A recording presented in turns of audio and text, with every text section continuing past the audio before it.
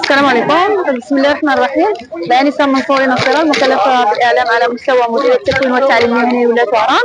نشهد اليوم فعالية اليوم الثاني من الحملة الإعلامية التحسيسية لدورة سبتمبر 2025 على مستوى ساحة بلاص روكس المدينة الجديدة، وذلك بالتنسيق مع أسلاك الأمن، مؤسسات الدعم، وكذلك جمعيات ومنظمات فاعلة في المجتمع المدني. هذه الحملة الإعلامية التحسيسية اللي شارك فيها إطارات وموظفي قطاع التكوين والتعليم المهني على مستوى 30 مؤسسة تكوينية منتشرة على تراب الولاية. احنا كمديرية التكوين والتعليم المهني حرصنا خلال هذه الحملة على أن تكون حملة توعوية وكذلك فضاء تواصلي مفتوح مع ساكنة وقاطنة مدينة وهران، وكذلك لإعلامهم بفرص التكوين المتاحة على مستوى مؤسساتنا التكوينية، وكذلك إعلامهم بمنصة التسجيل، منصة تكوين بوين دي زد بصفر ورقة. إذا هذه الساحة تشهد تفاعل كبير وتوافد من ساكنة المنطقة، ونحن بدورنا نسعى لأن نستقطب أكبر عدد ممكن من الشباب طالبي التكوين. بسم الله الرحمن الرحيم. معكم السيد مكي عبد الرحيم، ممثل عن جمعية حماية المستهلك لولاية وهران.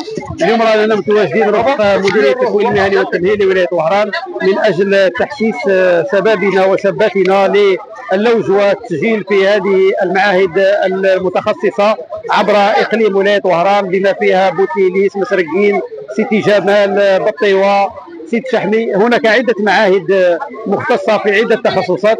نطلب من الشباب تاعنا إن شاء الله التوجه إليها، وليكن في علمهم أنه اليوم أصبح معاهد التكوين المهني تنافس الجامعات في الشهادات، وكذا هناك مؤسسات مصغرة ومشاريع لأصحاب هذه التخصصات من قبل معهد تشغيل الشباب.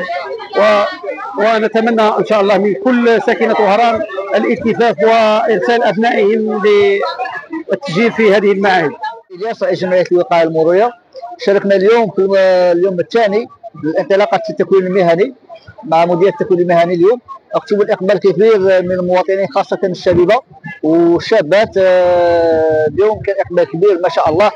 أنا نتمنى هذا الشباب يتكون ويدير مستقبل تاعه. فتحي حويسي رئيسة جمعية جسور التضامن الاجتماعي وترقية شباب أهل الخير.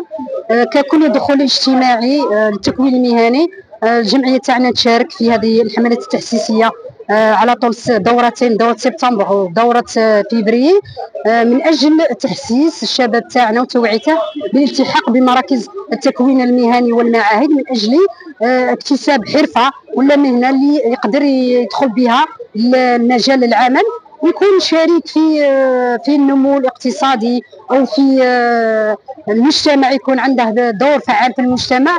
وكذلك من اجل يعني سحب هذا الشباب من الشارع، ما يكونش عرضه للافات الاجتماعيه.